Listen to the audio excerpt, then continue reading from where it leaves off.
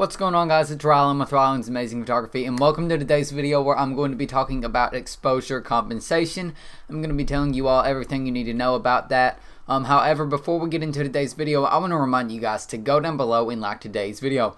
While you're down there, you might as well go ahead and subscribe and hit the notification bell so you get notified every time I upload a video.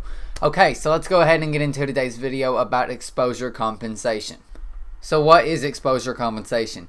Exposure compensation allows photographers to override exposure settings picked by the camera's photometer, so as to darken or brighten images before they're captured. Since camera meters work by evaluating light reflected off of subjects and are standardized on middle gray, anytime a camera is pointed at something very dark, the meter will work the alternative way by brightening up the exposure, whereas an awfully bright subject will cause the meter to darken the exposure. This is often worn out in order to induce as near the center gray as possible, so the resulting image isn't too dark or bright. While this works out quite well in most cases, one might experience overexposure or underexposure in additional challenging lighting conditions, where the camera meter may well be adjusting the exposure too aggressively. This is often where exposure compensation comes into play, with the photographer manually taking control of the brightness of the image and overriding it using exposure compensation feature of the camera. How to use exposure compensation. In order to use exposure compensation, you want to be in one of the camera's modes that utilizes the camera meter, like aperture priority, shutter priority, program mode, or the other scene mode that performs automatic exposure adjustments.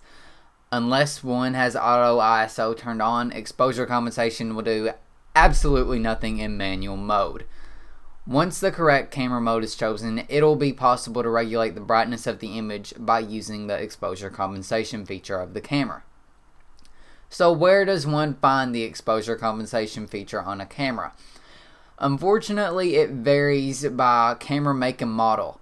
While most cameras have an avid button either on top or on the rear of the camera, some cameras may need this feature available only through a dial. Identifying the exposure compensation button on a camera is pretty easy.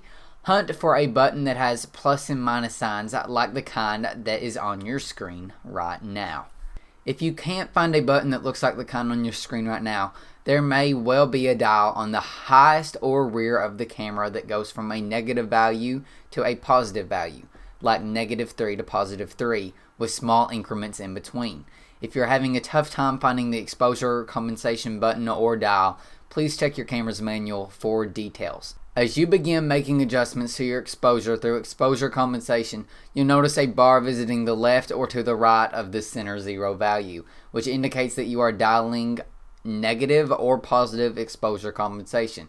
If you've never used this feature, you would possibly not even see the word highlighted in red until an exposure compensation value is added. If you're employing a mirrorless camera, adjusting exposure compensation should brighten or darken the image on the camera's LCD and electronic viewfinder, which is the camera's EVF, making it easy to determine the result. Together with the automated brightness adjustments, there should be an information overlay that shows the present exposure compensation value. It will be shown in one or multiple areas of the viewfinder. How exposure compensation works. Exposure compensation works by adjusting one or more of the exposure variables depending on what camera mode you are using. When shooting in aperture priority mode, the photographer sets the camera's aperture, while the camera automatically sets the shutter speed depending on the reading from the camera's meter. When adjusting exposure via exposure compensation, the photographer essentially overrides the shutter speed set by the camera. Take a look at this chart on your screen where I will try to adjust the exposure using the exposure compensation in the aperture priority mode. Dialing in -1 EV via exposure compensation will increase the shutter speed from 1/250th of a second to 1/500th of a second, while keeping the aperture constant. This essentially darkens the image since there is less light hitting the sensor. On the other hand, if we dial in +1 EV, we will end up with a brighter image and the shutter speed will be halved, resulting in a brighter image. When shooting in shutter priority mode, using the exposure compensation feature will impact the camera's aperture instead of shutter speed. Let's start with the same base exposure where we set 1/250th of a second as the shutter speed. Dialing in -1 EV via exposure compensation will adjust the camera's aperture from f2.8 to f4 while keeping the shutter speed constant. However, when dialing in +1 EV, will open up the aperture to f2 and thus brighten the image. When shooting in manual mode, the sole variable that may change is camera ISO, but it has got to be set to auto ISO, as I said earlier in the video.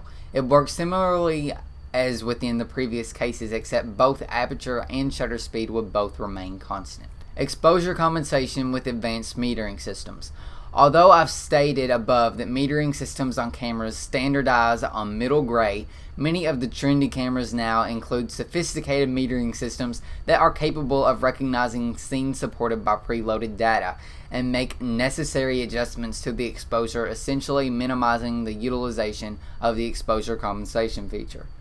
Some cameras are even able to recognize the presence of individuals in a picture, basing exposures totally on people's skin tones so as to cut back the possibility of over or under exposure. Due to such advancements, our cameras might require less and fewer manual intervention by using the exposure compensation feature. However, regardless of how intelligent our cameras become, knowing the way to quickly make exposure adjustments continues to be important. Not simply just because you may have to use it in the future, but also because you'll be able to push the bounds of your camera by taking advantage of such techniques as exposing to the right.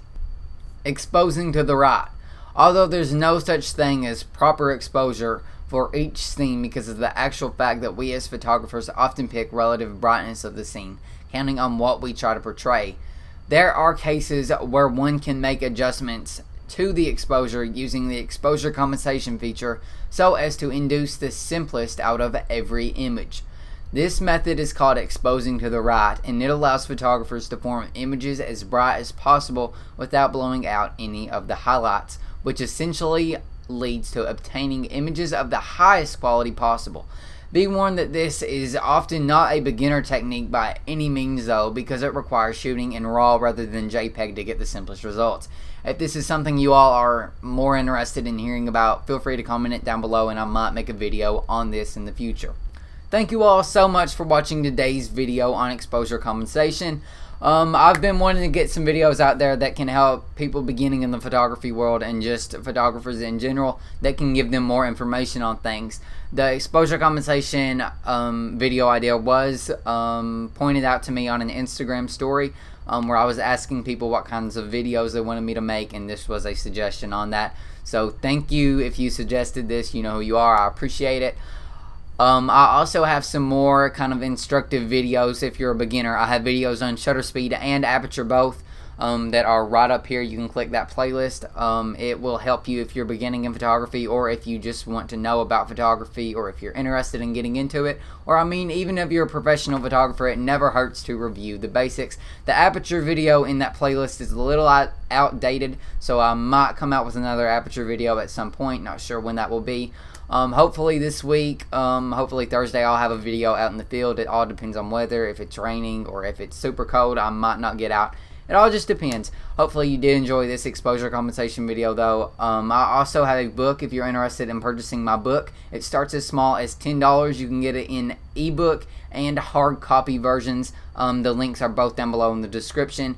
Once again, thank you all so much for watching today's video. If you enjoyed it, make sure you go down below and like today's video. Go ahead and subscribe and hit the notification bell so you can be the first person to watch all of my videos. And I hope you guys have an amazing day.